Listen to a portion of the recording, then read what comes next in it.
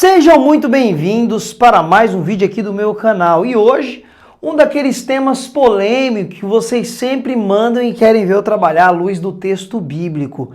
Hoje saberemos o que é a blasfêmia contra o Espírito Santo à luz do texto sagrado. Mas antes, eu já gostaria de pedir para você, já vai se inscrevendo aqui no meu canal, deixa aí a sua curtida, o seu like.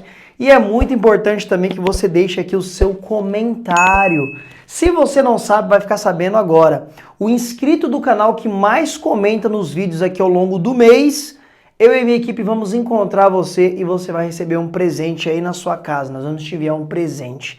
Por isso que é muito importante você comentar o mês inteiro nos vídeos que são postados aqui, porque é assim que nós vamos achar você.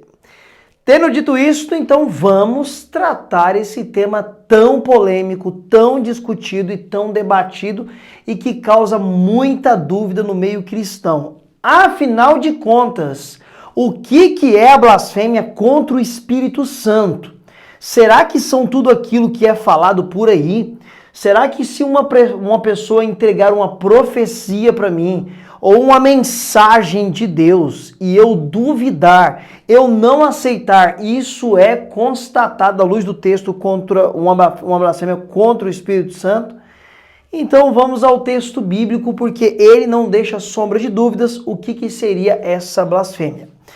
O texto sagrado, aonde nasce então esta grande dúvida e embate teológico, está lá no Evangelho de Mateus, capítulo de número 12, e o verso de número 32, que diz assim: e se qualquer um disser alguma coisa contra o Filho, Jesus, falando contra mim, lhe será perdoado. Mas se alguém falar contra o Espírito Santo, não será perdoado, nem neste século, nem no século vindouro.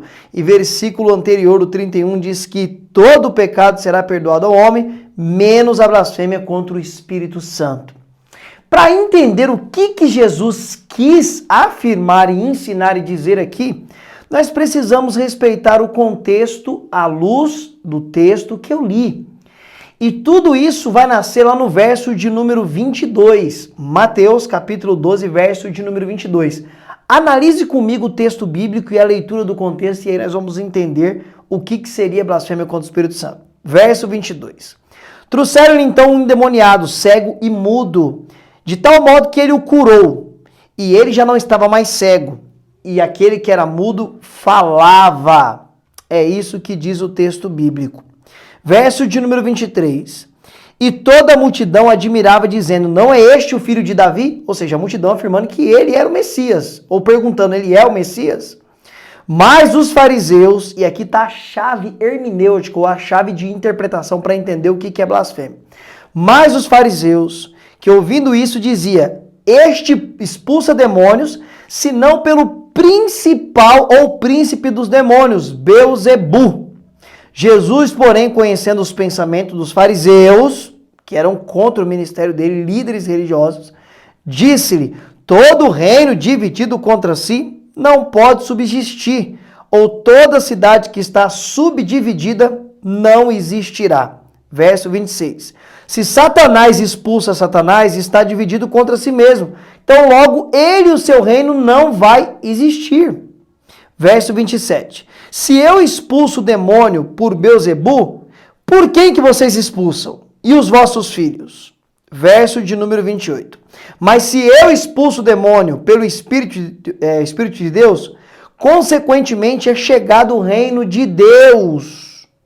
Ou como pode alguém entrar na casa de um homem valente e furtar os seus bens, se primeiro não amarrar o valente da casa? Aí verso de número 30. Quem não é comigo é contra mim, e quem comigo não ajunta espalha. E aqui nasce o nosso texto. Porque eu vos digo que todo o pecado de blasfêmia será perdoado ao homem, mas a blasfêmia contra o Espírito Santo não será perdoado aos homens. E se qualquer dizer alguma coisa contra o Filho, lhe será perdoado. Mas se alguém falar contra o Espírito, não lhe será perdoado, nem agora, nem no século vindouro.